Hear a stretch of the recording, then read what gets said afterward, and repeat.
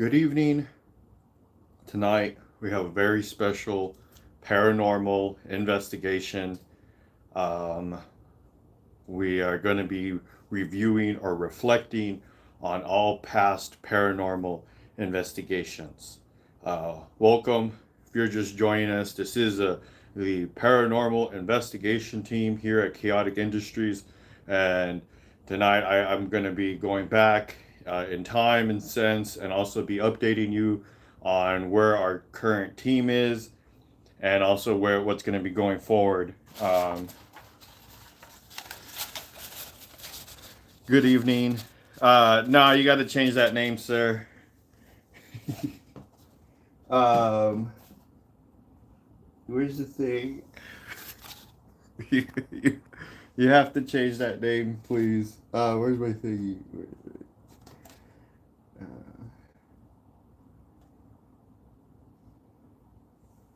where is this?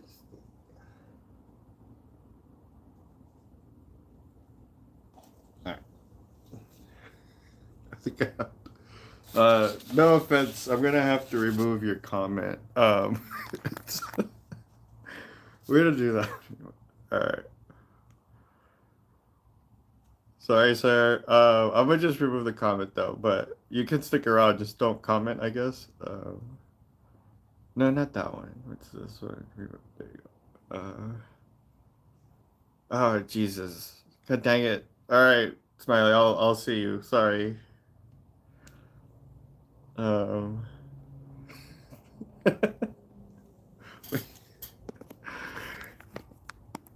um.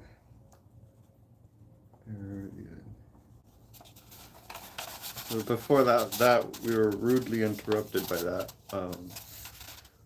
We were going to be discussing what's been happening recently. Where we're not going to be seeing Gilbert for a while. It turns out that Gilbert's offenses were so severe that the only way he's ever going to get freedom again is if he enlists in a special branch for the military. So we don't know where Gilbert's going to be for the next few months.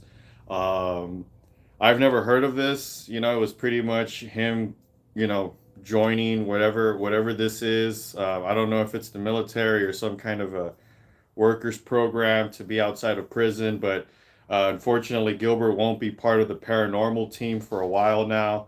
If he's being deployed, probably we think that it might be in a kind of one of those expendable squad situations, and it's very unfortunate. We do appreciate everything Gilbert did for this team, but we understand he is expendable. So if that's what they want to do, if that's the course they want to take with him, that's perfectly fine. And again, he was in prison now for at least 2-3 months for missing alimony, and so who knows what else he did in prison, but. Yeah, Gilbert, unfortunately won't be part of the team for now.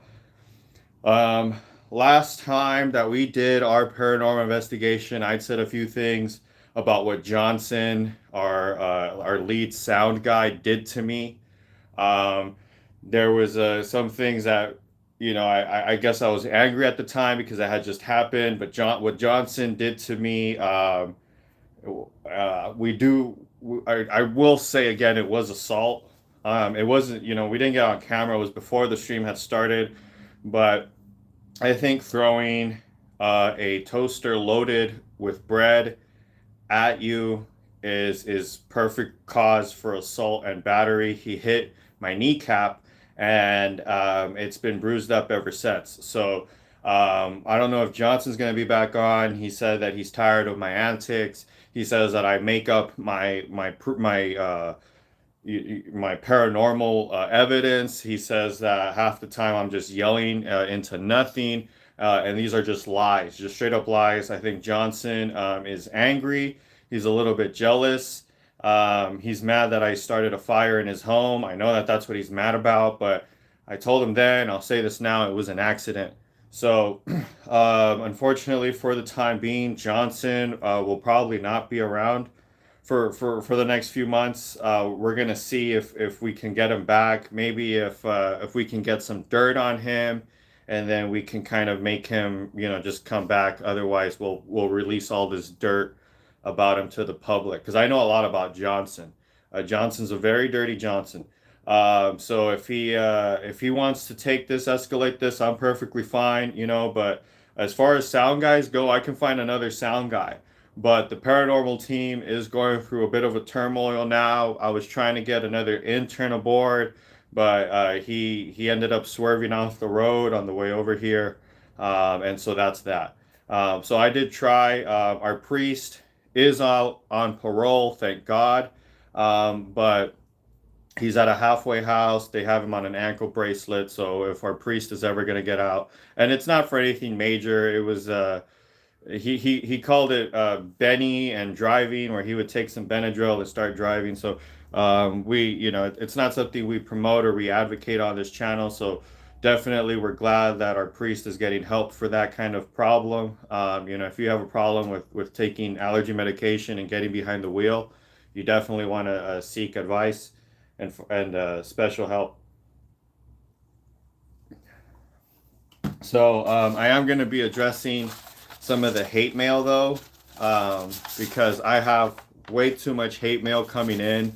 Um, my mailman is saying that I'm just getting pranked half the time, but this is real stuff. So I got the full score right here. Um, so I have Betty Stewart, age 59. She says, "Why do I scream so loud into the microphone? I blew out her ear aid and I will owe her a new one." Listen, when you join this live stream, you accept full responsibility and full liability for whatever happens on your end. I'm communicating with things in another world, things that can come at me and they scare me. I've lost several pairs of pants to paranormal encounters. And if I scream into the microphone because I'm scared, if you want to say quote unquote, you scream like a girl into the microphone and you blew out my hearing aid, that's not my fault. That is your fault. You had the wrong settings on your hearing aid. You had the wrong settings on your phone. So this is, I don't appreciate this kind of hate mail. Betty, uh, age 59. Um, I have one from Anonymous, funny guy. He says, "You sound like you barely know how to speak English, even though you have an American accent." Um, I have a full comprehension of English. I know how to read and write at a relative ninth grade level, and that's a lot said, especially for people in my generation where most can only read and write at a fourth grade level. Being able to read and write at a ninth grade level, and if it's a comic book, I can read at an 11th grade level. So it's that's kind of jokes on you right there. So I do know English. I am capable of speaking English. Clearly, sometimes these paranormal entities, they might speak different languages. I get Italian, I get French, I get a lot of different entities from around the world. They come into my home, they come into our paranormal investigation, and we have proof on it on this channel. So I don't appreciate being told that I don't know how to speak English when I know how to read and write. So our next mail is coming from a guy. He keeps mailing over here.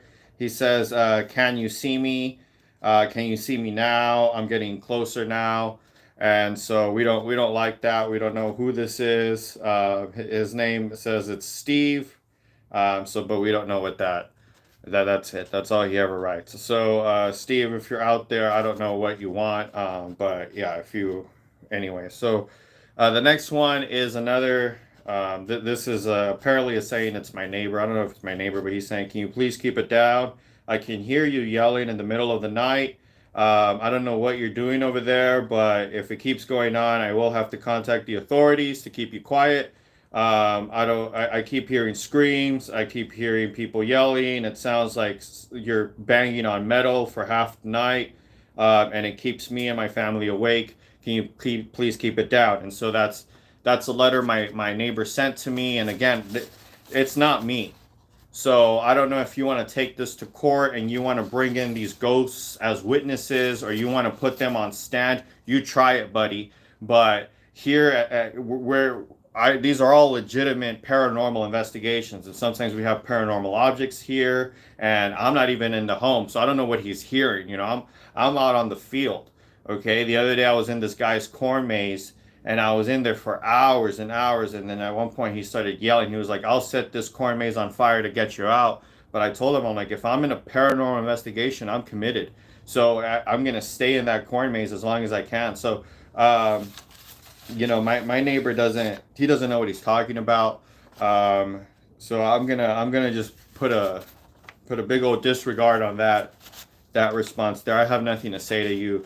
If you're saying that you hear screams, if you're saying that you know it's me because you know that I scream at a very high pitched little girl sound, it's not it, it it's not me. Okay, that's all I'm gonna say. I am a legitimate paranormal investigator. I am licensed through a Baptist church, and they only charged me $600 to get licensed as a paranormal investigator. So who's laughing now? Tough guy. Okay. Moving forward, we have this is funny, from the Society of Fishermen. Um, Hello, Sandra Horn. How are you? So from the Society of Fishermen, they're saying your paranormal investigations are nothing short than an offense on intelligence itself. We hope nothing but the worst for you. If you ever come back here again, we will not only seek legal repercussions, but our friend Tony will visit you in the middle of the night.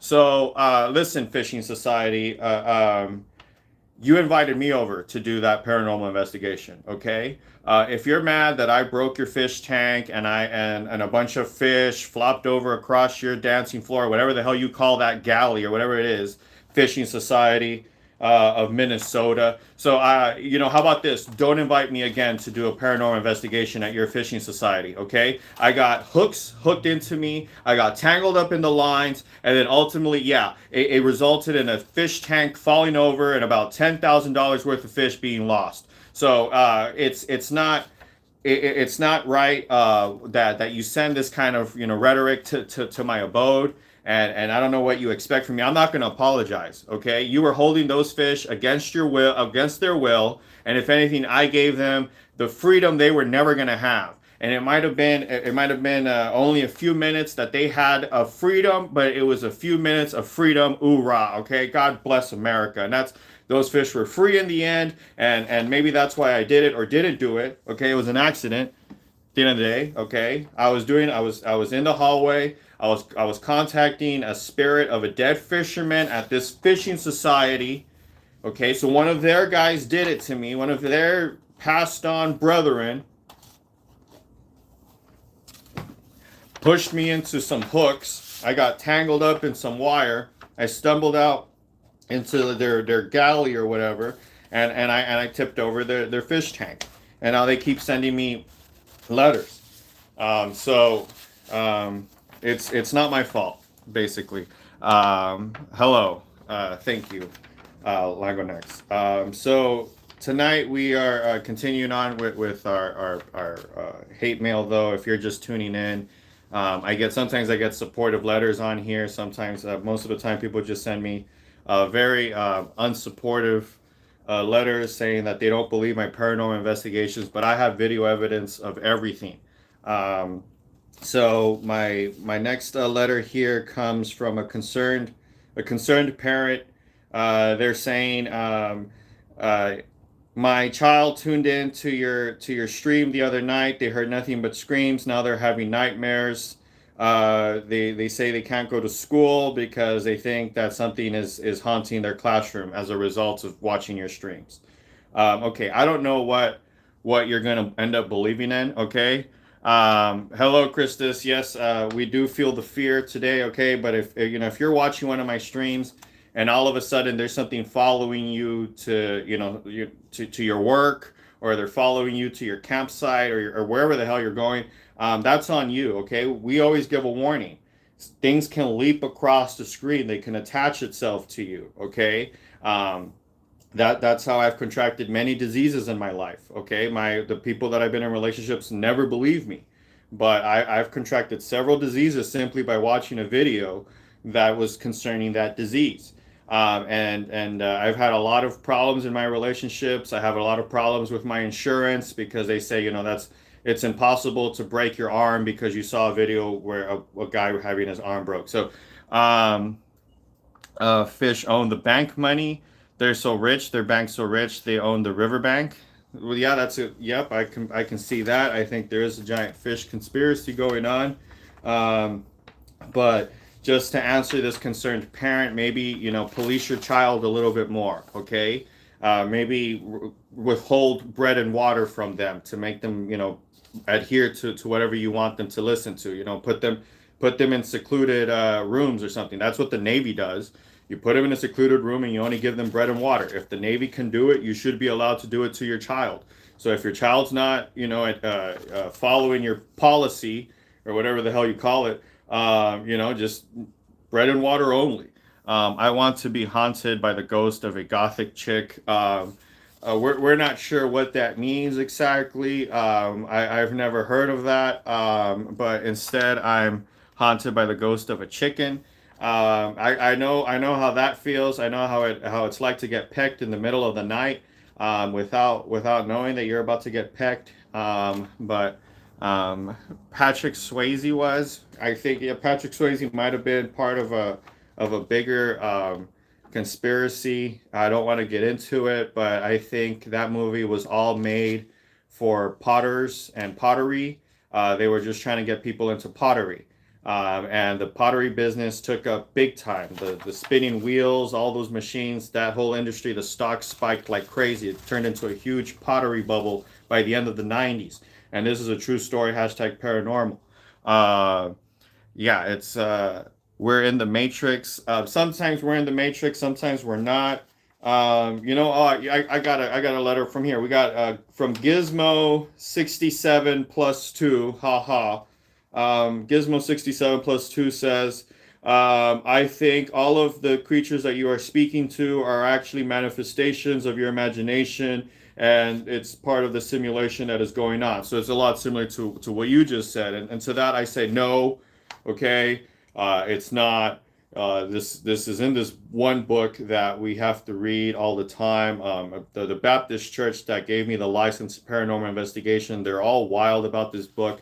I always forget the name of the book, but it has all these stories in it about this guy that died, and then he comes back and he gives this giant death threat to the whole earth. But I forget, it's called the Bible or something. I think they call it the Bible. In the Bible talks about the daemons, and they talk about all this stuff that's going to come over and mess with you while you're sleeping, essentially. Um, and so, as long as you read the Bible and you pray to the deity that the Bible talks about, you're gonna be all right. That's pretty much how it works, apparently. And for $600, you can be a paranormal investigator and promote this. So watch the sky. We live we live in a mirror. Um, we I think we might be living on top of a mirror, but again, I don't know about that. So next we have a oh my God, we have a letter from the Baptist Church that gave us it's the United Baptist Church of Cincinnati. And they're saying, dear paranormal investigation team or lead paranormal investigation leader, whichever gets to whom this letter gets to who first, we would like to let you know that you are no longer a member of this Baptist church as of the mailing of this letter. We disregard any association with you and your paranormal investigation team. We think you are a disgrace to the very act of God and everything good on this planet. We hope nothing but the worst for you and your family. Um, well, that's why you always you don't put all your eggs in one basket. I am a member of several churches, so you're just one out of many, baby. I've got three other churches that are perfectly willing to accept me, and that includes the Catholic Church. Okay, they'll take just about anybody. I can always get a fresh new license from the Catholic Church as a demon investigator. They'll send me off to Venice to study demonology at your expense, baby. And so uh, Christoph said hi. Divine Whirlpool. I agree. And so to the Baptist Church of Cincinnati, I bid you adieu. But I have several paranormal licenses. I have one to study underwater banshee, and I did have to go to a scuba diving class to get that certification. So I am perfectly qualified to search for underwater banshee in lakes and only freshwater. To find a saltwater banshee, you need a special certification from that. You have to go to Ireland. It's a whole thing. But freshwater banshee, ladies of the lake, things that will drag you under, I'm perfectly certified to look for that. I can snorkel for at least 30 minutes at a time, and that's a long time. For people that snorkel, if you can go past 25 minutes, that's huge. So I can snorkel for at least 30 minutes. And these are, yes, I do have, hello, Fear and Loathing. Welcome aboard. We would appreciate you subscribing for sure. You would understand this channel. And so we, we are currently reviewing our past paranormal instances and also going through some hate mail here.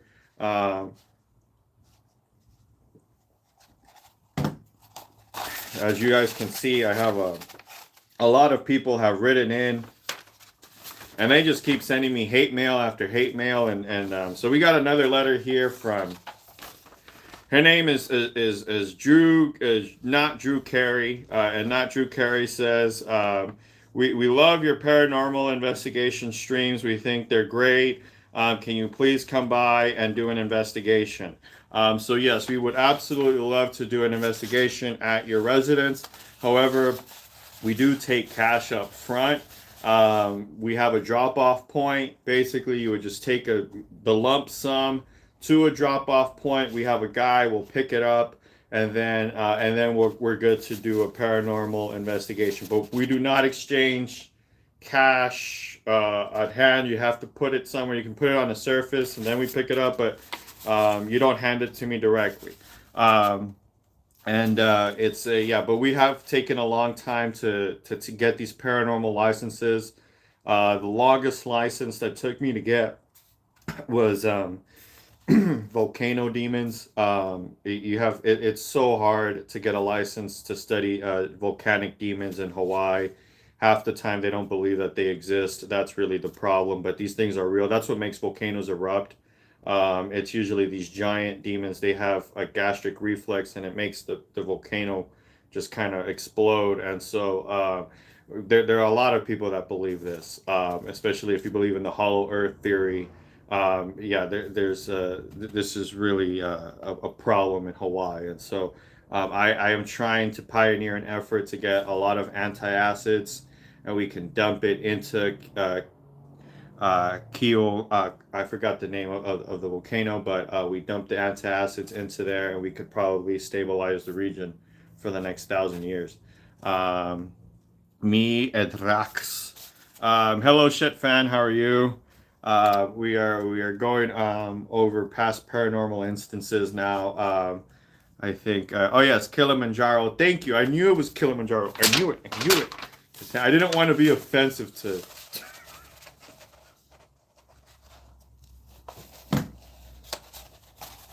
I don't think it's Kilimanjaro. I think Kilimanjaro is somewhere else. Um, Dr. Doolittle around the world in 80 days. Look how far we came around the world. Yeah, exactly. And so I do want to talk about the most frightening paranormal, I guess, investigation I ever had. This was with a previous paranormal team before I had Gilbert and Johnson. This was before this channel, but we were down. I don't think I want to say the city because the people involved, they said that they never want to be known about this. They don't want people going to their home. Um, but the shit fan says, "What's the most dangerous entity?" Oh, yes, Fear and Loathing. I'm going to get into that. Sorry, I'm just catching up on comments. Shit fan is I think cursing me out. Do you like Wind Waker or Ocarina of Time more? So I was at this paranormal investigation, and this family was having an instance of this entity that would grab them by the ankles at night, and it would just pull them off the bed,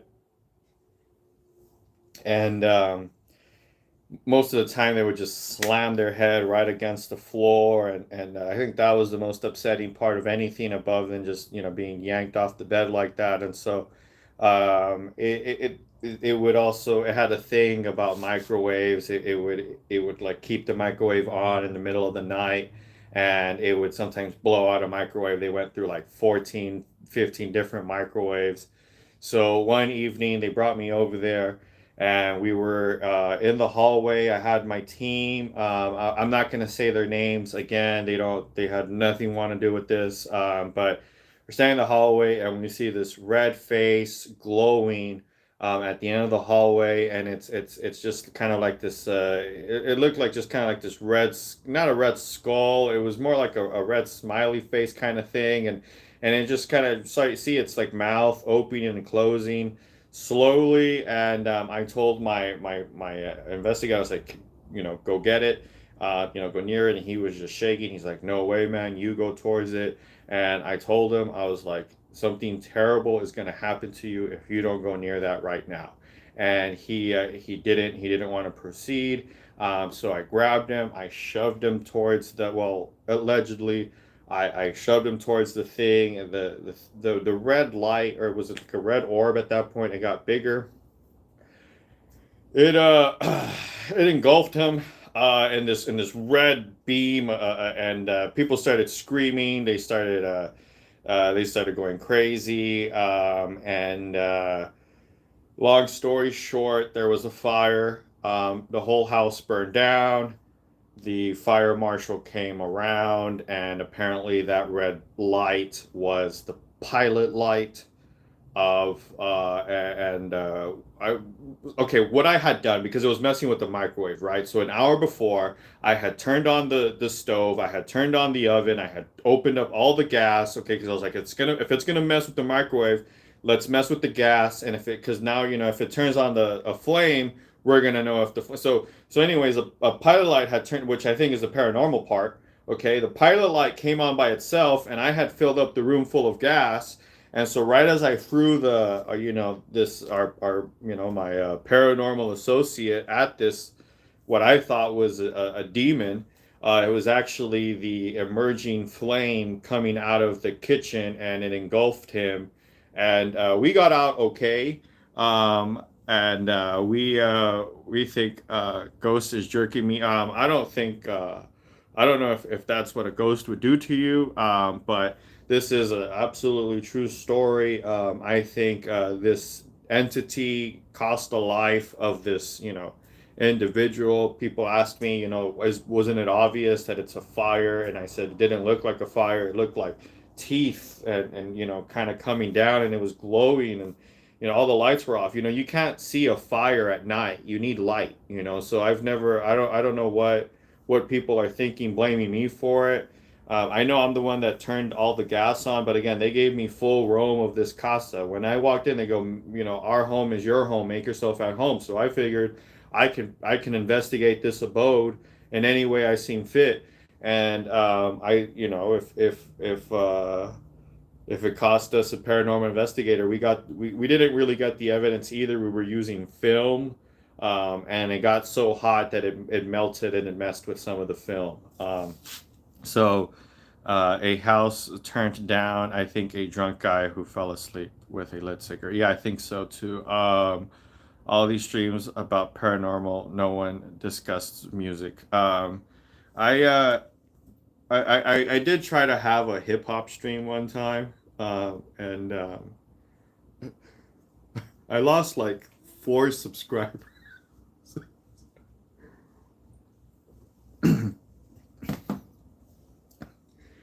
Like, some people thought it was funny when I was doing it, but uh, then the next day, like, a lot of people unsubscribed. They did not like my hip hop news. So why not talk about real life? Because well, these are live paranormal investigations. Okay, these are real things. I don't know what entity caused the fire that night. It is, I think, the scariest one because I think all the time. Whenever I go to someone's house and I start turning on all the gas and all the stove and all of that, I'm always afraid that that particular entity is going to come and spark something up again. Now, luckily, we haven't had another instance, but I keep going to people's homes. Just turn on every gas unit. If they have like a central heating unit, you just full blast. But that's the best way to check if there's a demon in the house or if there's a ghost, is by filling it up with gas. And so um, uh, this is real life. I feel this man is banned from, and so the poor man that does this. I'm so sorry, sir. There are certain things that we were like just automatically get you taken out. Um,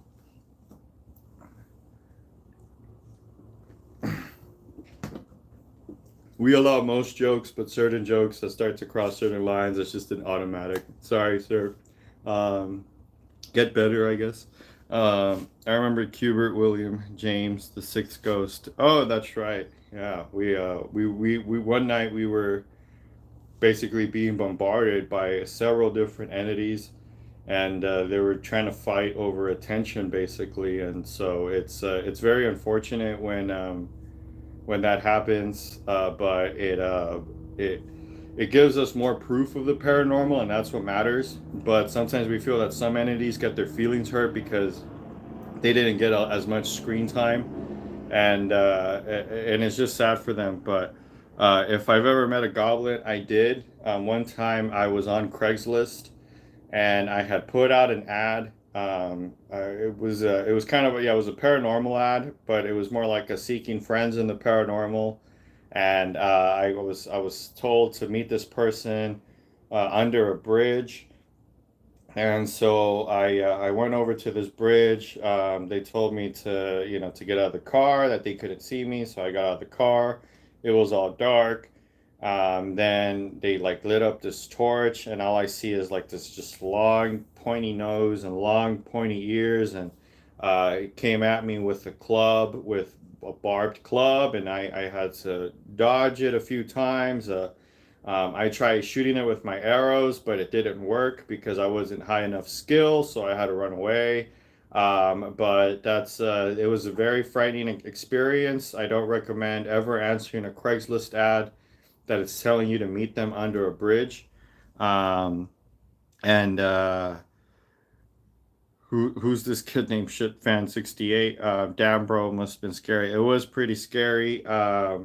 It reminded me a lot of an ex-wife I had, and I think that was the most frightening part. I thought it was her, but it turned out to be a goblin. Thank God. But they're real. They're out there. One thing that's very real, but people to this day debate me on, is the moon people. The moon people are very much real. I kind of believe in paranormal stuff. I don't believe in aliens or ghosts, but I believe in demons and angels. Oh, yes, sir. If you want to share something, we can always talk legitimately about this, but until somebody starts talking legitimately, do I start being respectful? But if people are trolling, I just start trolling because I'm just trying to be funny here.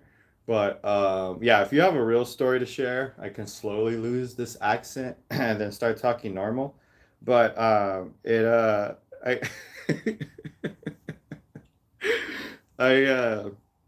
yeah, I'm always down to hear paranormal stories. I don't really. I've shared some on here before. They're not as interesting as when I make shit up. But let's see. Okay, Mr. Mystery Man. Let me see. That low skill level. I know that shit's dumb. Um, Serious discussions only, please. I know if you guys got real paranormal stories, please by all means. That's always been allowed. I can turn on the house lights, but I think we like this vibe, and we shit fan says hi.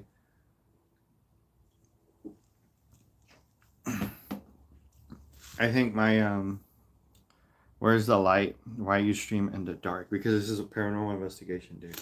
Um, Anyways, the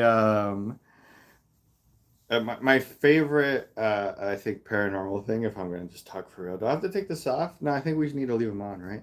Um, no, like I'm not trolling. Like I believe in Bigfoot. Oh, nice and shit. And well, I'm religious, so I believe in demons and angels. Um, yeah, so it's perfectly okay. I don't try to make fun of people for believing in it. As long as I don't get crap for making fun of it. But I always respect people's personal stories and things you've experienced. Yeah, the sunglasses help them see the goals. And that's what I was thinking too. Only if that okay. But I think one of my favorite is to look into Bigfoot. I don't believe in it, but I do believe in people seeing it. I think the scariest thing is to be somebody who sees something, and then you have to either keep it quiet, or share it and be seen as a weirdo. I don't care if people make fun. No, I got you. Have you ever seen Bigfoot, or have you ever seen anything? Um, but my favorite though, altogether, if you guys have time, you want to look up the Deru. Deru. They are these creatures who allegedly live in the center of the earth, and they will mess with you in the middle of the night. Have you ever seen a Taco Bell demons? Yes. If you eat enough Taco Bell, you will see a Taco Bell demon, um, which is annoying. If you don't get the meat from Taco Bell, and I'm not saying I'm vegetarian, but if you get black beans instead of meat, you will not have the shits afterwards. If this is a life hack that you want to go for, I got the chalupa with black beans. I get the chalupa with black beans. I don't shit myself after. Thank you for tuning in. And when I was 12, I saw a goat man. Oh no! It was like 5 to 6 foot creature, had horns on 2 feet, and made off noises. Damn. God, I hate those Taco Bell demons. Give me explosive diarrhea. Two very important points there. What else did that creature do? And have you ever seen it again? It's weird because I draw that almost all the time on this channel. Whenever I'm like in between drawing suggestions, because my normal stream is where I draw. I will draw like what is like the Wendigo guy, and I have like a cartoon version of it. But let me see. And I swear I was touched by a. Okay, I don't need to know that one. No offense. Charge the lines, create the vortex. Let me see. Do I have lines? I don't think I have lines here. I don't have any lines. I could probably, space out a few lines, and maybe that might work, right? Okay, let's see. um, I think it was eating a deer, huh? Oh, so then there was like a real goat man, not like a demon goat man, because why would a demon need to eat a deer? It would have to be a creature that needed the protein, right? If it's a supernatural creature, it can't. What's the point of eating protein or consuming it? I don't believe in the paranormal, nor am I religious, but I like the stories and entertaining the idea. Yeah, me too, right? I think break the barrier. I am trying to Eric McCambly, but I can't find the lines. I think most of the things that I would have used to space out a few lines right now, they're long gone. Okay, I had to flush them. I heard a few knocks at the door and I got scared, so I flushed it. Okay, we should call Ghostbusters. I think we should call Ghostbusters if they hadn't banned my number. But I kept calling them a bunch of phonies. So but my favorite thing to do is I think the more obscure the YouTube channel, paranormal channel, the better. Once they get past like 100K subscribers, it becomes so fake. But the best are like under 10,000 with only a few hundred views, and it's it's always seems like it's a real paranormal investigation if it's boring and they don't have any evidence. It's fake if they find something. I know this live stream is kind of a joke, but I legitimately have several. Oh, please share Fear and Loathing. Um, I I have the only real one that I can't really uh where I can say like maybe I would ever see some stuff.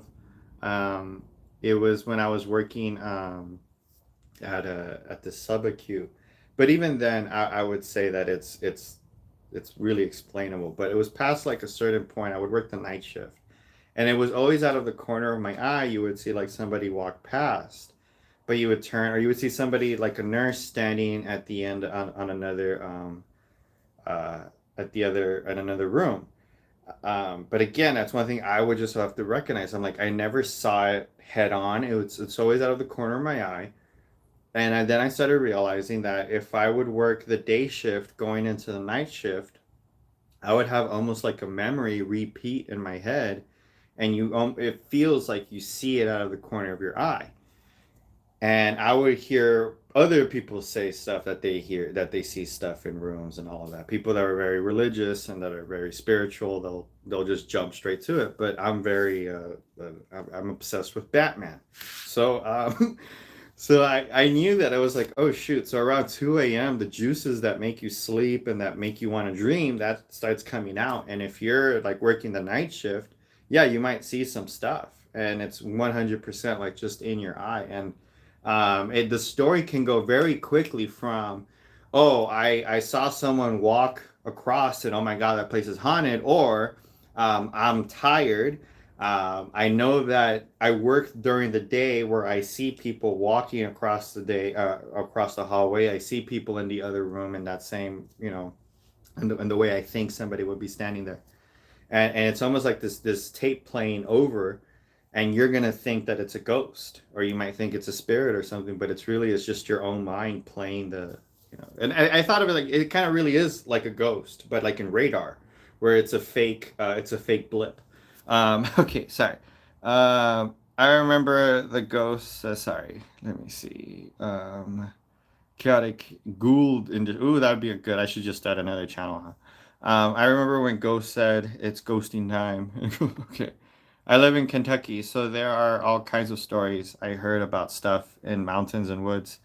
I hear about devil monkeys. Ooh, that's that sounds annoying. Never seen one. So you mentioned Malicious Lady of the Lake mythology before, and I believe I had encountered. Oh, that's nasty. With one when I was nearly drowned. Ah, in the lake. Oh, that's sick, dude. Can you what are the details behind that? That's my biggest fear, dude. I hate that you wrote that. I hate that is literally I forgot it's called it's megalophobia or some crap like that. But I have or thalassophobia where you have a fear. I should take. I'm getting freaking myself out. It's a fear of it got the floor got too dark for me and it freaked me out. It's a fear of dark water, and so and things in dark water. So I've been at this lake before. It was a very calm lake, and I try to like dive and like swim towards it, but then I like saw just this darkish hue waiting for me, and I'm like, I'm not going near that. That just scares me. So, I'm Irish, so that kind of drowning female spirit mythology is common here. Dang, yeah. I I just drew a short. You can find it on my channel. It's called the Birthday Banshee. No, it's called Happy Birthday, but yeah, I just drew a birthday banshee too. That's such a common story though around the world of like female body of water. Sorry, I need a burp so bad. Um, but yeah, I know for me, I have an aunt that told us she saw La Llorona, and of course, we believe her. But my aunt said like she was a girl. But she saw her from her window, and that's one thing with me. I'm like La Llorona seems to show up in a lot of different spots. It's not just colloquially. First time I've ever used that word. As a kid, I lived in a house that our landlord said was haunted by a boy who died in a fire and consumed a large part of the town. I lived in one, and my dad thought I was behind him. Oh, that's crazy. I lived in and one night my dad thought I was behind him. Dang. When I was 13, at the far end of the hallway, but on two glance, nothing was there. On second glance. When I was 13, I lived in an apartment. That was a hotel in 1920s, so it had tilted ceiling columns. One night, my cousin lifted a little and found a wood voodoo doll. God dang it. Okay, I'll be straight. I might be part of the type of people that will leave something random lying around just to freak out a future resident. So let's not just rule that out entirely because I know I've done that. The amount of times I almost burned down my house as a kid, it's amazing. I mean, I did a lot of weird stuff as a kid, but I know leaving random shit in random places was something I would do too. Um, Whether it was a hallucination brought on by shock or what, IDK, but I distinctly remember a beautiful young lady with flowing black hair holding me beneath the water as I drowned. Holy crap. Damn, dude. I mean, if you want to go that route, it could be a seizure and you're having almost like a dream during your seizure while you're in the water. I think I had a heat. It was like kind of a seizure caused by heat, I guess. And I remember having like a small little dream sequence, and when I came to, the PE teacher was over me, but standing on top of me, like, "Hey, man, are you okay?" But it yeah, that's so specific. That's so creepy, right? Um, but that's fucked up. Is I hadn't even heard of the drowning female spirit motif until that point. Yeah. Well, I think it's one of those, and I'm going off of stupid like Joseph Campbell and Carl Jung. It's a motif that's like almost embedded into like humanity, like the fear of losing your child, and who's most likely to lose the child is the mother, and so it's just built into you. So people will see a female that's gonna scare the crap out of you in different spots, and it goes back to like that. There's a woman in the woods. Um, the other freaking crap. What? Freaking, I remember Bloody Mary, but um, yeah, it's really weird. It's almost like the fear of snakes when it comes. Like I remember my sister used to have dreams of like this lady witch that would come and take.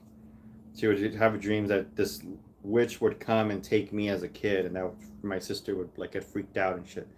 Um, but and I remember I've had dreams before, but those are pretty cool. Anyways, uh, possibly a hallucination seizure due to near drowning, but it's surreal how real and vivid it felt. Yeah, and for it to be a mythological staple in many cultures. Yeah, the way I've learned to accept it, it's like it's almost we're one model. Like there's like Android S22s and there's like iPhone 7s and stuff. So we're like iPhone 5, and we've been iPhone 5 for a few thousand years. And so we have certain updates and certain software that's just kind of there. And like bright colors in nature are going to be somewhat off-putting to us. It's like certain bright patterns are off-putting to us. And so yeah, like some people will see the beautiful woman, some people see the ugly wench. And if you want to look up, I don't know if you've ever seen, I actually have it right here. It's called Hero with a Thousand Faces. Sorry.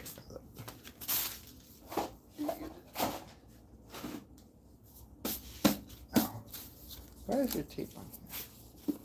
But yeah, I read the audiobook. Um, oh, it's in reverse.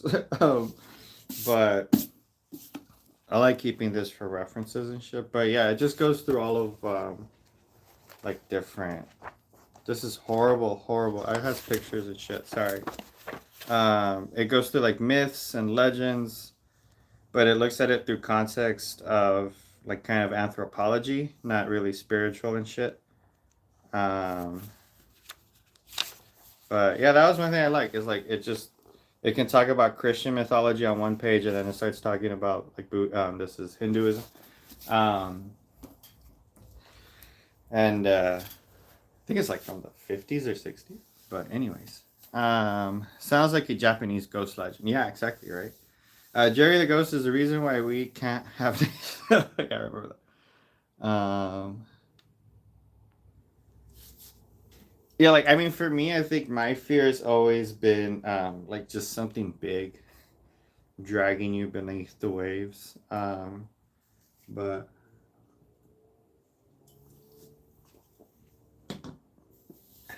I've never really been scared of like. I've never been near a body of water that I felt was haunted. Um, but that can be such a freaking. Do you have a fear of water now, or did you kind of get over it? 'Cause I would never be able to get over that. But yeah, what was I gonna say? Oh yeah, I think it was just other people's stories that I've heard or I've like gone through. One thing I've mentioned before is the whole in hospitals, people will always swear that the baby ward or the child ward is haunted, and so that's where you get the stories of like kids running around and it. I think to me it really stems from just boredom, like just straight up boredom half the time, and it being tired is the other half. But yeah. All right, people. Let me see. I think I covered everything. Carl Jung had a lot of interesting theories about collective unconsciousness or shared primal human fears, which manifest in all cultures. Yeah, that's why I liked them. um, yeah, I think with the many reasons why I started painting was I was reading a lot of their material and just started learning a lot about myself, and I recognized, I think this is another form for me to just express myself, because I've always been to a point I was only a stand-up comedian. Like if I was expressing myself, it was just through stand-up. But then once I found art and I found a way to just, I guess, stay home and express myself, um, it was almost even more therapeutic than stand-up comedy can be. And so, actually, what's behind me is one of my first paintings. But I could turn on the lights, but I don't want to. The uh, but it's been this weird kind of learning process that just comes back to the shaman, as in, you go down this like wormhole or this freaking rabbit hole down any subject, and then you find yourself back at the shaman. And I find myself back at Carl Jung studying shamans, because shamans were everything. They were the medicine man or woman. They're the artist. They're the priest. They're the psychologist. They're the ones who help give birth. They're the ones that were going to help embalm your body. And so it covered so many jobs. And I started realizing, you know what, you're gonna have to pick which jobs of the shaman you're gonna want to be, because I don't want to be the crazy nut that believes in all of it. So I'm gonna just be the crazy nut that paints the cave and has the weird stories. So that's what I went down. But I think when it was I think when I was getting my respiratory license that I got into it, because I wanted to read something that wasn't related to my school, because I was trying to pass all my exams. So just to kind of give my mind a break, I would read Carl Jung or Joseph Campbell, and I ended up kind of learning both parts here. And that's one thing that made me want to read the Bible again. And after reading the Bible with new eyes, I was like, "Holy crap! Like this is not good. This is not good. This is a lot worse than I thought." There's some text on there that I think for simple terms is misogynistic, and for me, I'm like, you know what? No, this is clearly edited by a few guys here, and they were trying to keep their wives, so they made up a bunch of laws and stuff, and like, nah, dude, did not age well. That's all I'm gonna say. Um, I was definitely afraid of open bodies of water for a long time after that, and had to make conscious efforts to fight that phobia as an adult. I do that occasionally. I have nightmares about it. Dang, yeah, because you kind of, yeah. I mean, when you see it vividly, right? Yeah, that sucks. So it's almost like, yeah, you have that vivid memory of it, so it replays like something recorded. That's how I see it. I'm like, if you, how did like your brain take that snapshot of it? Um, and does like the image ever change? Like, does she look different sometimes? Um, but yeah, that was one thing I think. Well, growing up, I was raised Jehovah's Witness, and it the paranormal world was very close. Like I would have never done this. Even this, just me trying to be funny, I would never done it as Jehovah's Witness. Um, and I grew up thinking, okay, God is good, God is this, yada yada, right? But then when I went back and I read the thing for myself, and I'm like, holy shit, dude, no, you guys like, you guys hate women. Like it's not. We're gonna come back to that. Like, explain this text right here, sir. It sounds a lot like someone's repressed, and you had, and so it's not once you read it in entirely, you have to sit down, you have to read it all, and you go, holy crap, like this is not good. Like there's a Second of Kings where this guy prays, and these two bears come, and they blank a bunch of kids. I'm like, that's no, you're not gonna give me shit for Call of Duty after that. That's in there? Hell no, hell no. That's it's over for me. To me, I'm one of those like, okay, did your deity cost the life of one innocent person? It did. All right, you're out. Like it's done. So, uh, let me see. Egg. She was hot though. Yeah, I think that's what's interesting. It's like, it might have been you. You get me? It's like your inner you. No, always the same, young, skinny, pale, or shy and floaty. I think that's something Carl Jung said. It's males will dream of a female, and females will dream of a male. It's you recognizing your opposite. But it that has happened to me. I know that for me, I will sometimes see a female or whatever, but it's not really in a negative light, I guess. I remember I had one time I had a dream with like a banshee, and she like came in, she was like all white and pale and like scary looking, and I felt myself, this is a dream, I felt myself turn into a tiger and lunge at her, and I woke up laughing. It was weird, like I saw myself turn into a tiger. It was so cool. But the divine masculine, yeah, the feminine self, yeah, the animus and the omega, the thing Assassin's Creed is from, or it goes into. But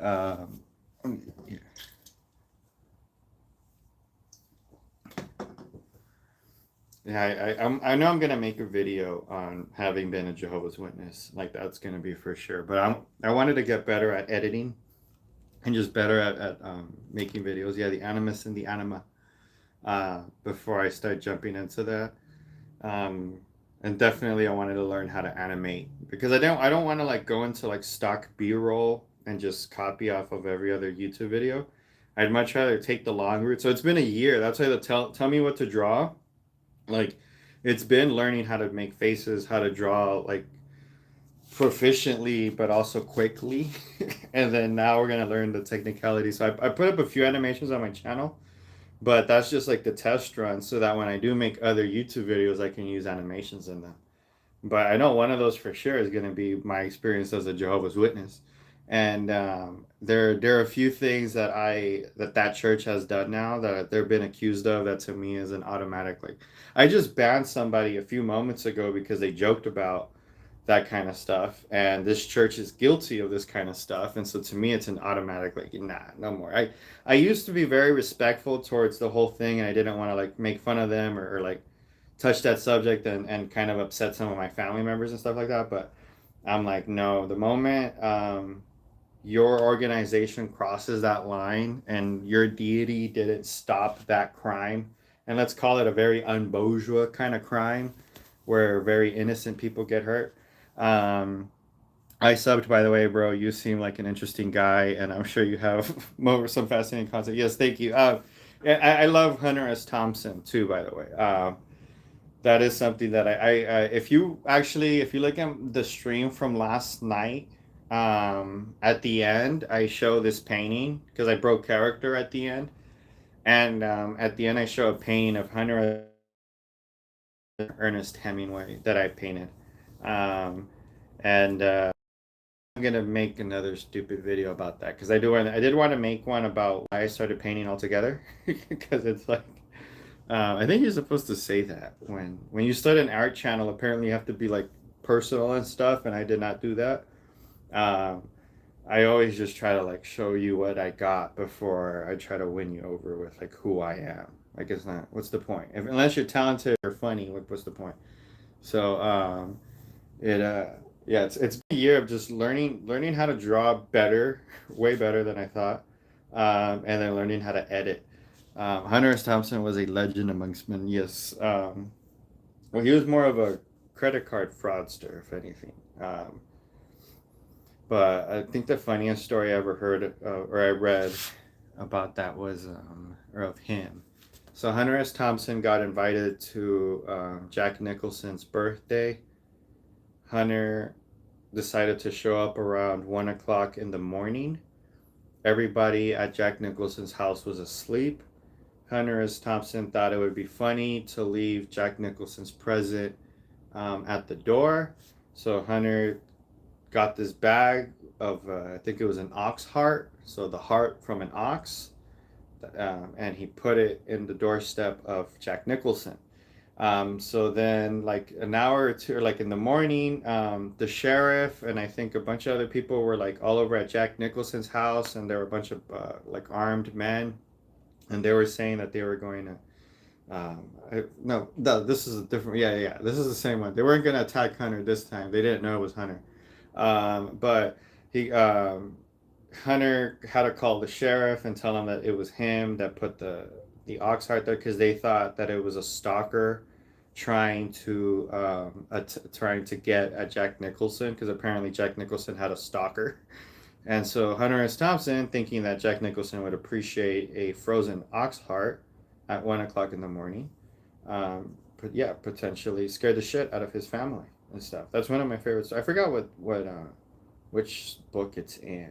I think it's like his memoirs or something. But then there was another time where Bush, like the president, he was gonna show up to where was it, Woody Creek?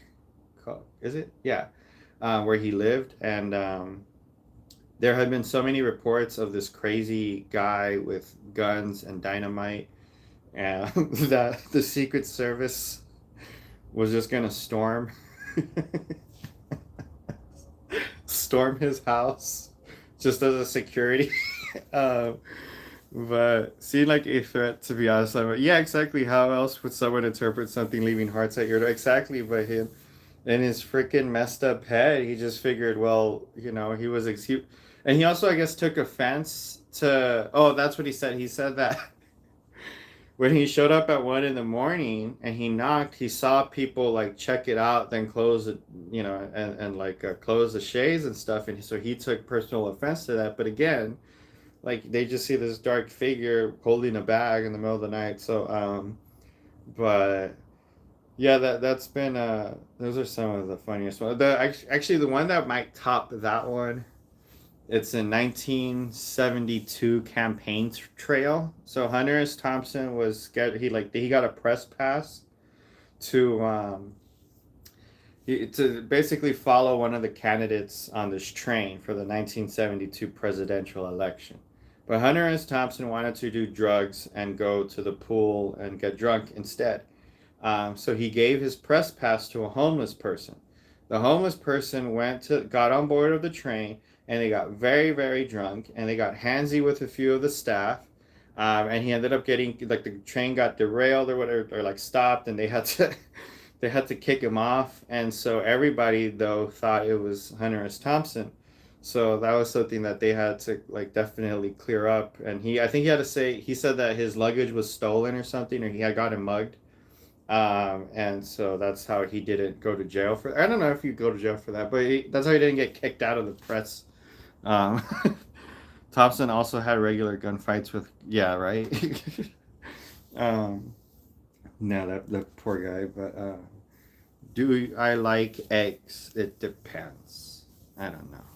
My local market has had this sign for since January. We're sorry for the egg prices. We understand they're large, and due to what's that thing called, like a shipment or supply problems, this would, and at one point, I swear to God, it was it wasn't 12, it was like 24 eggs for $59, and it was just crazy. I was like, what, who, what the hell is going on here? Ghost eggs by evil ghost chickens. Yeah, exactly. Um, And I think one thing that was going on, I wanted to make a video about was the watermelon hustle that's going on, where you buy a watermelon, you think it's fresh, you pay a bunch of money for it, and then you crack open it and it tastes like shit. The chickens are demons for real. And they're the only ones cashing in on this, are the chickens. Hello, Drunk Junior. How are you? Are you drunk tonight? We hope you are. Please have yourself a sip. I ran out of Pepsi. I should not drink more. That's how it goes. But yeah, uh, I'm gonna get my water.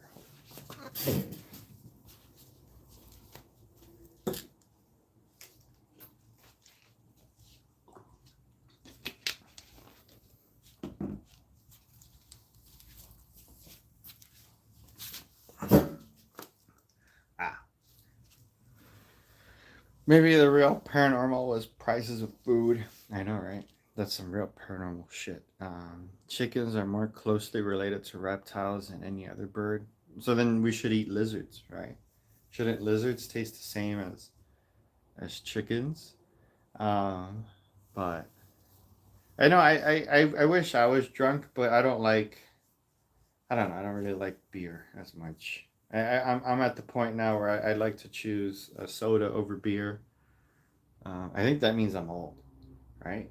If I think I imagine myself drinking or chugging a bunch of soda versus chugging a bunch of beer, which is the complete opposite, right? When you're like, I was 21.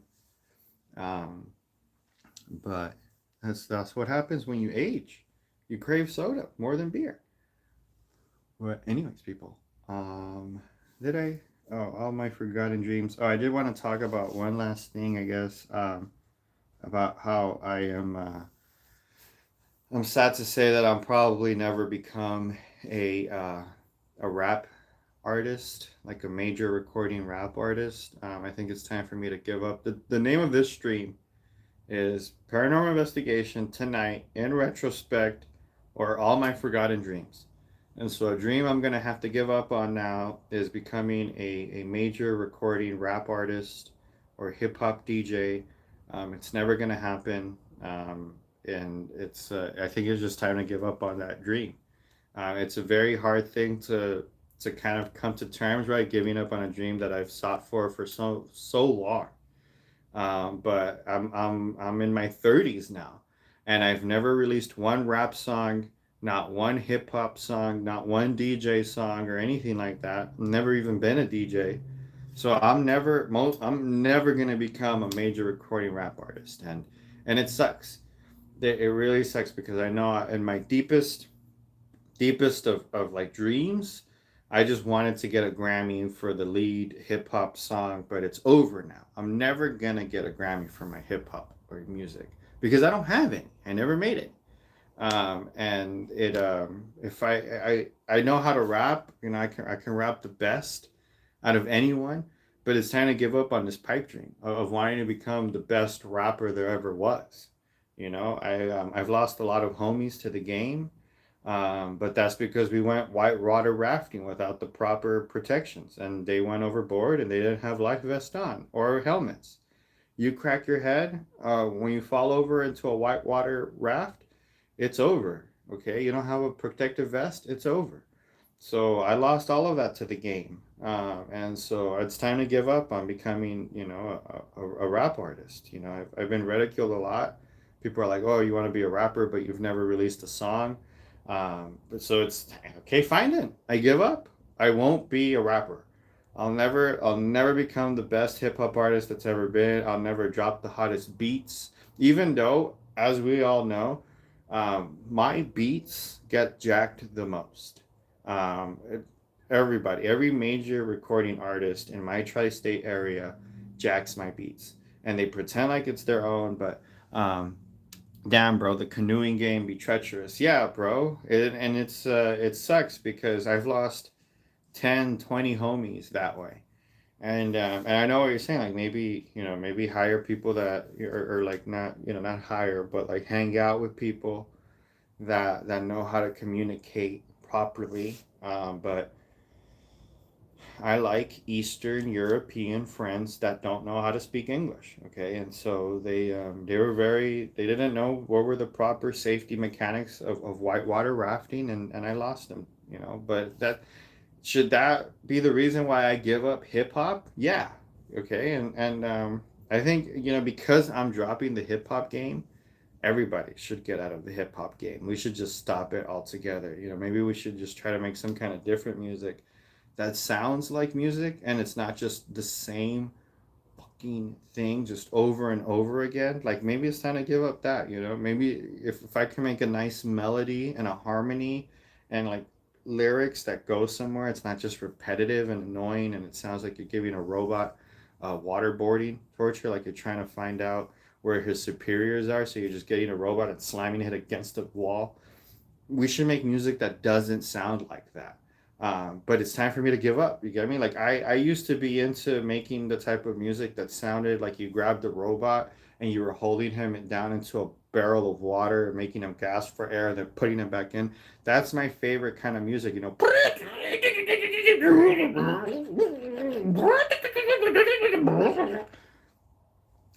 It's my favorite type of music. And so it sucks now that I have to give up that game. I'm never gonna become the best techno artist either because I got banned from that community. I got that one. I got straight up banned from. They said that the things I do to robots are unethical, that they go against the Geneva Convention. And I told them, like, the things I did to those robots were in the name of this country and for the safety of this country. So if I tortured a bunch of robots, it was for this country. So I shouldn't be held accountable for that. I was just following orders. So the homies can't swim. Homies in general cannot swim.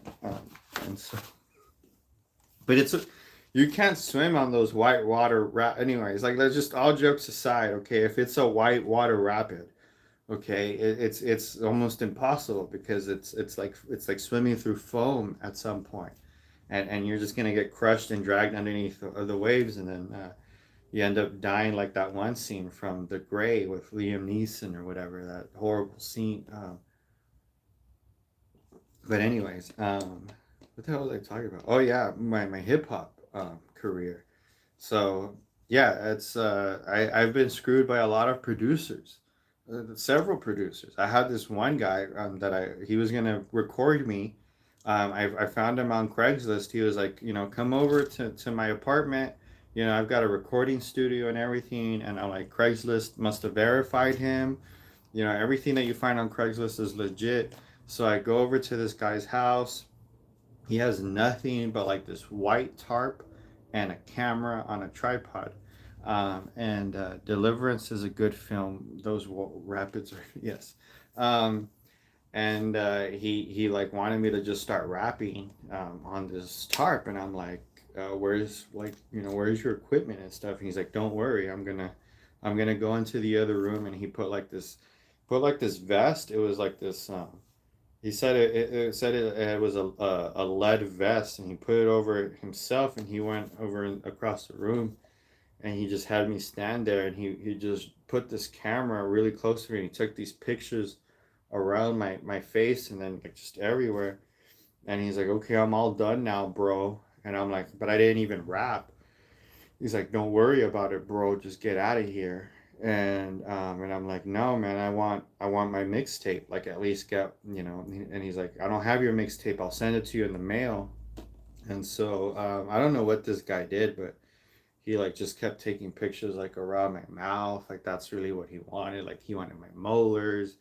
He put something in my mouth for me to bite on, and then he took a picture like right here, and he put the thing over here, and it kept like digging into my gums, and it hurt so bad. And he was like, no, bite down. And I'm like, I don't want to bite. So he bites down there, and then he put the camera like right here, and he took the picture. And and I was just like bartering on like this, and he takes the picture and it goes. I don't know if it's going through or something like that, but he like puts the camera, then he goes to it like across. And again, I find this guy on Craigslist, puts the camera right here, goes into another room, he hits a button or something, comes back in, and then I go, should I be wearing a protective vest? Like he was like, no, don't worry about it, don't worry about it. And then he's like, here, put it here. And he puts the camera like right in front of my teeth, and then like 2 3 weeks from now, from then, right? I get a bunch of these pictures, and they were horrible, horrible pictures. And he's like, if you don't want people to find out that you have cavities and that you need to have your wisdom tooth removed, you need to give me $10,000. And I was like, what do you mean? And he was like trying to straight up blackmail. He's like, I'm gonna tell people you have gingivitis. I'm gonna tell people you need a root canal, and you're gonna be done. You're done in this game. And I'm like, this is extortion. You can't extort me with these images here. These are your images. These are pictures of your canines, of your 8 9 10 molars. He was saying I needed a root canal over here and a root canal over there, and then if I didn't give him 10 grand, the entire hip hop community was gonna find out that I don't brush my teeth. And if you don't brush your teeth in freaking the hip hop game or the rap game, that's everything. You get me? People are gonna find out that I wear fake grills when everybody knows my grills are real.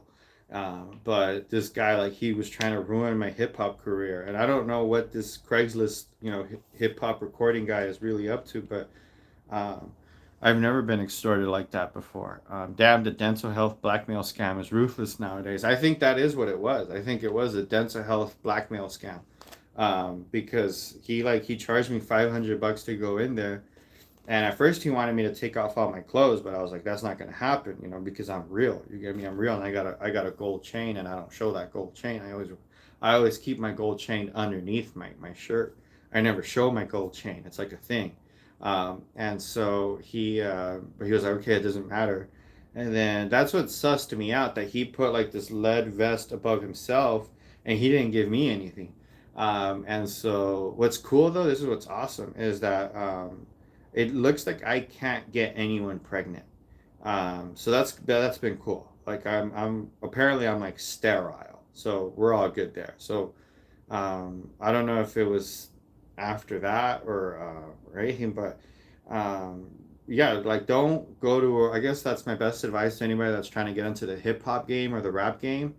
I like to think Craigslist verifies every ad. Like they send a member of Craigslist to that person's home to verify. That's what I like to think. But you don't know who you're running into at Craigslist, and I think this guy had done it before, because one time I saw it on Facebook.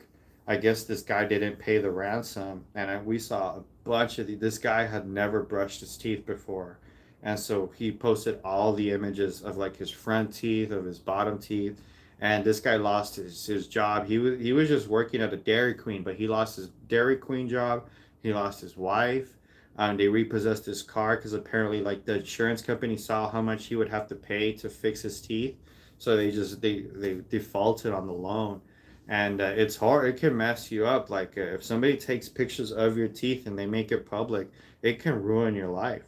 A true story, actually. Like, the true story. I feel actually this is I feel kind of bad though. But the one time, I used to be a teacher. I used to be a teacher, and I was visiting this student. I was a college teacher, and I'm visiting him at his internship.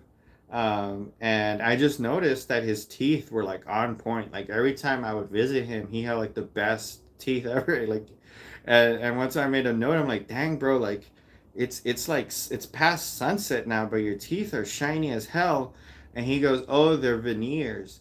And I'm like, oh, fuck. And the problem is, I had kind of heard that word before, but I didn't know exactly what that meant either. So he kind of had to explain it to me, which made it a lot worse. So apparently, he was one of the more fortunate people from the country that he comes from. And veneers is very common there, where they just kind of replace everything. I didn't know that. I thought that was like a thing that happened after you're 65. And so it was just one of those. I felt so bad, and ever since then I've like never ever talk about someone's teeth, ever. Never compliment someone's teeth, never. And I'm not the type to like you have to make fun of me first for me to make fun of you. And I don't think he thought I was trying to make fun of him. I was just like, dang, bro, like you must brush your teeth a lot. But apparently, like, no, he has like a protective layer of nothing's ever gonna stick to that. It's a non-stick teeth essentially. Um, but don't bust it down for the homies. I said, oh wait, what is this? Yeah, it's a nod dog. I ain't fine to do all that shit. Veneers are pretty easy to spot. They're, and I know, dude, but I didn't know. I didn't even know what that was. Now I know what it is. Like if I ever see that bluish hue again, like that blue hue glowing out of someone's mouth, I know it's veneers, and I know not to say anything now. But that guy, actually, um, he doesn't know I have this YouTube channel yet, so I'm gonna share his paranormal story. But he worked at a place, or not worked. He was doing an internship at a place where everybody was saying was haunted. And one time, or every time I would visit him, we would have a little paranormal like conversation. And he had this story. I don't know if could I. No, I'll never post the video. I would have. It's really low quality. Um, and it's technically the inside of a facility, so I would never want to do that. But it's a very low quality video, and basically it's this balloon that is coming down the hallway, and it just kind of goes into this patient's room. And I was like, okay, like kind of weird, but what's up? And the student tells me that this balloon had come out of this kind of like a family room that they have at the facility for patients to gather with their families. So the balloon came out of the patient out of that room, goes down the hallway, and that it started following one of the respiratory therapists. And so that this guy, because he's already kind of what we call like paranormal prone already, he already had his own stories or whatever. That he started kicking the balloon, and that it would come back, and that's when he started recording the balloon, and that's when he recorded it go into a patient's room. That's creepy. And so I remember I was at another facility when the student sends me this, and I make the hour trip over to his because I'm like, I ain't missing this out or missing out on this. So I go over, I see the better version of the video, but it was just creepy to think that, especially they were saying that it was one of the patients that had just passed away. But from what I hear when I show up, the student's telling me that the balloon that went inside the patient's room, and it went directly in the middle of both patients at the foot of their beds. And so it's it's one of those where I was like, I'm so glad I don't have to be here for the rest of the night, but I'm glad that I'm here for this part, right? Um, but I think the people that really believe in it don't like talking about it. Like the people that really have seen stuff don't like. And this is why this student used to freak me out all the time, because he was a type that he's not looking to get attention on it. He was just being straight up, but he would have some stories. I think some are more personal on his end, and I just wouldn't be feel comfortable sharing like what he has told me for his personal stuff. This one is okay, but because it kind of involves a medical facility. But he had his own stories, and you can tell, like, you know what? I wouldn't call this guy crazy. I never really got the hint that maybe he might be schizophrenic or anything. And then the stories that he would tell me are very like, I don't know. They're believable, and it's just kind of like I don't think he's the type to make it up. So they would freak me out. But there then there's other people that would like kind of tell you some stuff, like especially like when I worked alongside of them, that have you can tell like they believe in it, but they believe in it in so much that their brain is basically making it up. Like it's then you're going along with it. Um, and I used to have this one lady that I probably shouldn't have enabled her as much as I should have, but she was hardcore Christian, and I used to like to have conversations with her about stuff. And the thing with her is she would relate politics with paranormal, like the dark side of paranormal, like just hand in hand. So it would be very easy. And I'm not going to go down the rants that she would go down because I would definitely get banned off of YouTube, even though she was saying this stuff in a medical facility as a nurse. Not to the patients or anything, but I would spark a conversation with her, and it would lead to her going to the nurses station and yelling at everybody over her, basically what she would do if she ran the world. And then people would come up to her and tell her to calm down, and she'd be like, "No, no, not calm down. What are you talking about? They are killing our people." And that's pretty much as. and, so, and the thing with me, I wasn't. I would never like make. I would never make fun of her. I would always just try to have a very sincere conversation with her. But the people around me would always be like, "No, dude, you need to stop talking to her. Like, just don't talk to her." And she was older too. But my thing was like, when somebody believes in the paranormal that much, that to them, like politics, freaking traffic, all of it is the same. You get me? It's all the enemy coming after you. Um, I don't know, it's kind of easy to, I don't want to say steer it in that direction. I was just asking questions, and then she would have like these realizations, and she would have to go and yell it at everybody else in the nurses room. And then they get mad at me, and I'm like, I'm not the one yelling at the other nurses over like what I would do if I was in charge of the world. Like, you get me? Like, you can't get mad at me. You need to get mad at her for that. She should know better. She was older than me. Um, but are you a ghost? Cough, cough. Maybe. I love big women. It depends. It really depends. Because like somebody who owns it properly, yes. But it really depends. It it, but she was one of my favorite to work with. Although people didn't like her, and that's why I would start talking to her because I knew people would mostly ignore her. And I would always try to be nice to her, but then she was the type that like, oh, okay, this guy's listening. She would start bringing her crazy ideas and politics involved. And then I'm a stand-up comedian. I'm basically a tape recorder. I'm gonna like click on, and I'm just gonna absorb all this information. So this person is just gonna think I'm agreeing with them, but in reality, I'm like, no, yeah, please keep going because I'm being inspired at this point, okay? And and it would just kind of enable her apparently. But I guess that's why they say don't talk about politics. But I never would talk. I would just like kind of say, "Hey, how are you doing today?" She's like, "Did you see the news?" And I go, "No, what happened?" And that wrong one. The right thing to say would have been like, "Yes, yeah, I know," and then you pretend you're busy. But I would go, "No, tell me about the news," and she would just go off on everybody. Oh, she does not like George Soros, or does she like? I forgot if she did like him or if she didn't like him. But it was just weird. Like she's like 60 something years old, and she sounded like Alex. That's why I liked her. She sounded like Alex Jones.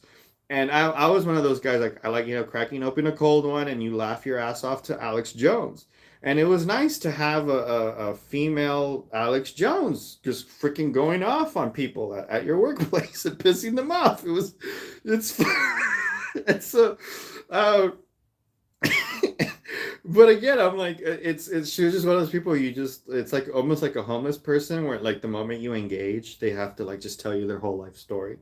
But I would always just try to be nice to her. I never like would try to like shut her out either. Let me see. I mean me, but I won't expose my love for big women to the 8 viewers here.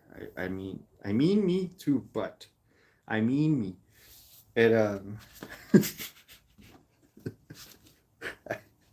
I do love big women, I suppose. So this is my thing. I can't complain. Like I can't be choosy. That's my motto. Like I can't complain. If somebody's attracted to me, I should be grateful for that. So the but yeah, that's one of my favorite people to have worked with. I don't know why we got on to. Oh yeah, because we were talking about paranormal shit. But it always been weird. But yeah, if you guys have anybody who just tuned in, if you have a story, by all means, share paranormal stories. We are sharing paranormal stories or paranormal people. Uh, if you have some of that. I think one of the worst heckles that I ever got, because it almost went bad while I was on stage, was this guy who thought I was actually trying to summon a demon. He I was at a wing stop, not a wing stop. It was a hot wings restaurant doing stand up comedy, and I had this bit where I start yelling like I'm summoning something, and this guy dressed as a jester, full on like a white like he's going to Mardi Gras, walks in full jester regalia. He sat down and he watches me start summoning the devil while I'm on stage. It's not even a stage. It's just like the front of the restaurant because it's a freaking open mic. And so I'm technically bombing. Nobody is laughing because nobody gets it except one guy who was a H.P. Lovecraft fan. And unless you know about H.P. Lovecraft, would you have understood this bit? Now I knew that, but I also knew that I'm like I only want to make one person laugh tonight, which is the stupidest thing to do as a comedian. But that's just how I am. So I'm on stage. I'm doing jokes essentially for one person. Nobody's laughing, but everybody's respectful. They're just like, all right, this joke's not working. This jester, remember, a guy dressed as a jester, gets really, really angry, and he even had the hat too, and he just like I just remember this guy just charging up to the stage. He goes, "Oh, that's funny, huh? That's funny, huh? This guy up here trying to talk to the devil." Ah! And my thing is, I'm still kind of in character, so I still had made a few sounds, which I think antagonized them more. But he comes up to the stage, the host, who is an even bigger fella, and he walked up and he was like, "All right, you got to go," and he kind of like professionally dragged this jester out, and as he dragged him and he gets kicked out of the restaurant. He's outside yelling at anyone that'll hear him. He's like, "They're in there summoning the devil. There's a guy in there summoning the devil," and I'm standing there on stage, and I'm like, should I keep the bit going? And I did. Like I ended on the punchline, which was Nyarlathotep. Again, only one guy understood it, but this guy spent like 10 minutes outside. I think he almost got the cops called on him because he thought I was just trying to summon the devil, when in fact I was trying to summon Nyarlathotep, which is an even more obscure character that even fewer people know. But that's just the kind of stand up I was doing like 9 years ago. Um, that's my style. I like my style of comedy is confused, and then some type of revelation at it. I never explain it. I just like jump right in. Much like the stream, it just jumps straight in. I just go into the story. But yeah, I think that guy. Yeah, if you don't know me, I can see. I mean, if you're deranged, I think you just walk into a hot wings stop. But I think he was drunk too. Drunk, no friends, dressed as a jester. Like imagine like he got ready that night because I think he had come from like the club across the rest, like across the way. He got ready that night. Nobody gave a fuck that he was a jester. Comes over, then there's this guy just up there, getting all these laughs because in his mind he's crazy, so he thinks I'm getting these laughs, and but I'm no. Instead, I'm summoning the devil, and that set him off. And so that's why I think I learned to be somewhat respectful of people. But even then, like I've done bits where I really make fun of religion or that particular religion, and it it's I've never had someone react that way before, but that's what happens. I've learned my lesson though. If I see someone that's kind of off, I know not to make direct eye contact with them because what can happen is that they'll be like, "Oh, this guy likes me. He wants me to say something," and so what would have been like just a normal interaction turns into a heckle, and then that heckler gets angry, and then they want to charge the stage, and that's just kind of what happens all the time when you try to talk to the crazy guy in the corner. It's just not going to go well. But all right, people. I think I have ranted on long enough. We have done this, and we appreciate you all for sticking around. But we are going to be concluding this stream now. Okay, I live streamed for people. If they missed it, they missed it. I apologize. But this has been another live paranormal investigation. And we love you all. Everybody who stuck around, everybody who gave a like, love you. But please have good nights. And then Fear and Loathing, if you're still there, love you. Check out the rest of my channel, please. And oh yeah, we have a new short that came out that we're trying to get a bunch of likes on. It's my year on YouTube. If I can get you guys to go over, give it a like, we really appreciate it. But anyways, people, love you all. Be safe. Have good nights. Bye.